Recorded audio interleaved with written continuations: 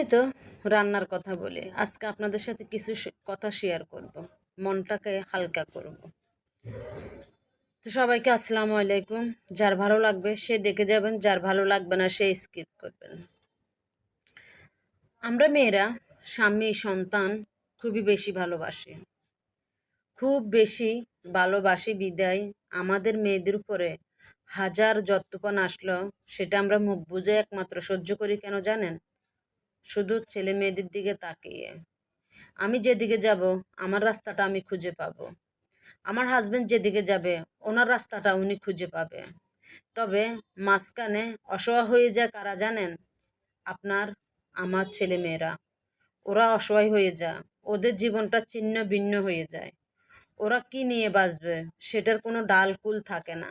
আমার চোখের সামনে এরকম অনেক হয়েছে, অনেক হয়েছে। তবে আমার জীবনে যেটা বাস্তব কথা আমি সেটা আপনাদেরকে তুলে ধরলাম আপনাদের সাথে। যেটা বাস্তব কথা আমার সাথে হয়েছে, আমার জীবনে আমি অনেক যুদ্ধ করেছি। জীবন মানেই যুদ্ধ। আমি যুদ্ধ করে যাচ্ছি, তবে হাল ছাড়ছি না। স্বামী সন্তান বলেন, যে কোনো কাজ বলেন, আমি মনোযোগ সহকারে করি। সংসারও যেমনই বলেন, মনোযোগ সহকারে আমার সংসার। যাই আছে ডাল ভাত আল্লাহ রিজিকে যেটাই রাখছে সেটাই নিয়ে সন্তুষ্ট আছে, আলহামদুলিল্লাহ। তারপরে বলবো, অনেকে আছেন ঠুনকো ঝগড়া হলে স্বামী সন্তান ছেড়ে চলে যান।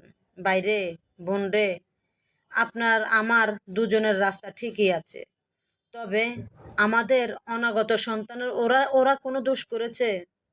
ওদের কোনো অপরাধ আছে? নাই তো। তাহলে ওদেরকে কেন আমরা শাস্তিতে দিব?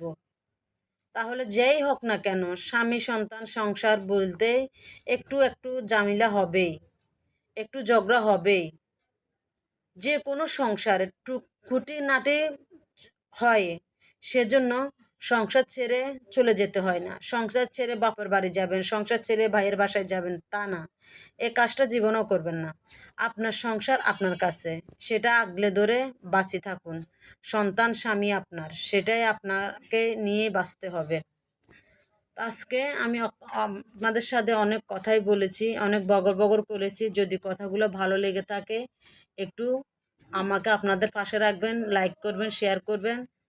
অবশ্যই আমার পাশে থাকবেন, আমাকে এগিয়ে যাওয়ার জন্য উৎসাহ করবেন। আমি তো ভিডিওগুলো আপনাদের জন্যই বানাই।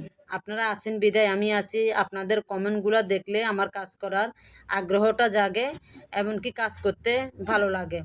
তবে আমি আপনাদের আশায় আছি। আমরা নতুন যারা আছি, চলুন আমরা সবাই সবার হাত